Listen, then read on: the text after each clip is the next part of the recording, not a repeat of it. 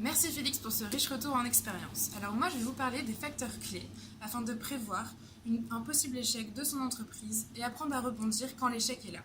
Tout d'abord, il faut bien avoir en tête que l'échec est possible. Pour cela, il faut prévoir un plan B, que ce soit intégrer une fédération professionnelle, avoir une activité parallèle ou encore donner des cours.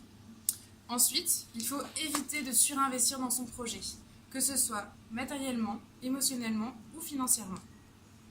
Vous pouvez également solliciter des personnes extérieures.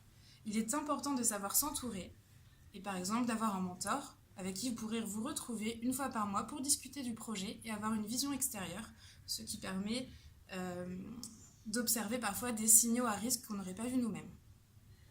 Ensuite, il faut assurer ses arrières. Donc, il faut protéger son patrimoine personnel. Et il est important aussi de prendre une assurance chômage volontaire afin de continuer à avoir un revenu si jamais l'entreprise vient à ne pas perdurer. Autre chose importante, il faut réagir à temps. Il faut avoir un suivi régulier de son entreprise afin de réaliser un diagnostic régulier et d'avoir une vision objective de la situation économique et financière afin de construire une stratégie de retournement si jamais on voit qu'on est en situation de crise.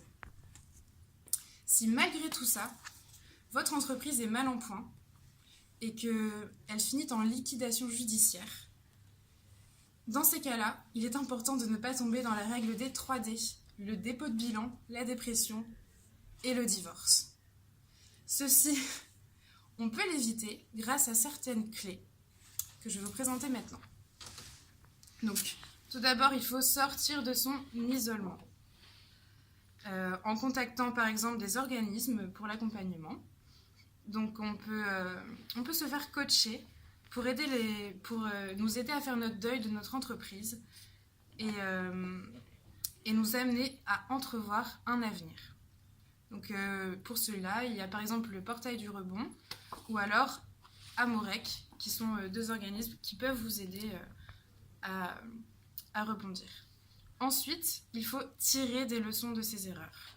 Il faut bien dissocier l'individu de ce qu'il a vécu et comprendre ses erreurs. Donc pour cela, il faut travailler sur ses talents et ses vulnérabilités. Enfin, il faut partager son expérience.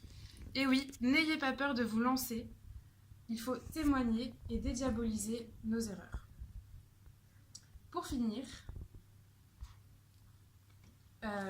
n'oubliez pas, n'ayez pas peur de vous lancer dans la création d'une nouvelle entreprise. Ce n'est pas parce que vous avez vécu un échec que vous ne pouvez pas réussir dans la prochaine. D'ailleurs, les plus grands créateurs d'entreprises ont souvent connu des échecs bien avant.